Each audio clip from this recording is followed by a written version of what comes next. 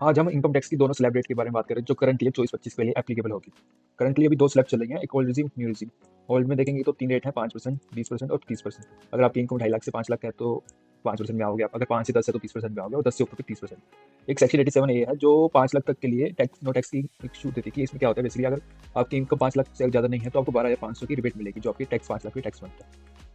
तो न्यू की बात करें तो नो में 3 लाख तक कोई टैक्स नहीं है, 3 से 7 तक 5% है, उसके बाद 7 से 10 तक 10% है, और 7 से 12 तक 10 से 12 तक 15% है, 12 के 15 तक 20% और उसके आगे 30% है 15 से ऊपर। इसमें भी एक सेकंड की 7 रिबेट देती है 7 लाख तक की, लेकिन 7 लाख तक कोई टैक्स नहीं लगेगा क्योंकि बेसिकली 7 लाख तक टैक्स बनता है 30,000 पे और आपको रिबेट मिल रही है 25,000। इसके अलावा जनरल में तीन रेट और चलती है, जैसे कि आप स्टॉक मार्केट में इन्वेस्ट करते हैं और आपकी होल्डिंग 12 महीने से ज़्यादा है तो उसमें 12.5% टैक्स लगेगा, उसको लॉन्ग टर्म बोलते हैं बेसिकली।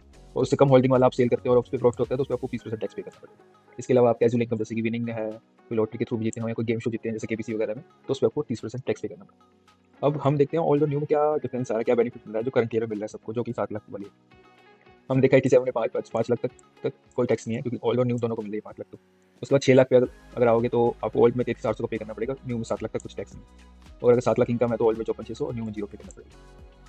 अगर 8 लाख आपकी इनकम है तो दोनों में टैक्स पे करना पड़ेगा बेसिकली। हाँ, ओल्ड में आपको 75,400 पे करना पड़ेगा और न्यू में 31,200 पे करना पड़ेगा। अब जैसे जैसे देखेंगे ये बेनिफिट आ रहे हैं इसके, ये देखिए साइड पे बेनिफिट 24-25 में। तो जैसे जैसे आपकी इनकम बढ़ती जाएगी आपको बेनिफिट भी बढ़ता जाएगा अंटिल 15 लाख तक, क्योंकि 15 लाख के बाद दोनों पे 30% मिलता है। उसके बाद आपका बेनिफिट सब जगह बराबर होगा चाहे कुछ भी हो। इसके बाद अगर अगर आप सैलरीड पर्सन है तो आपको ओल्ड में 50,000 की स्टैंडर्ड डिडक्शन मिलती है और न्यू में 75,000 की मिलती है जो कि आपके सैलरी के खर्चों के लिए मिलती है। बाकी और इन्फॉर्मेटिव वीडियो के लिए नितेश नेशनल पेज को फॉलो करें। Thank you.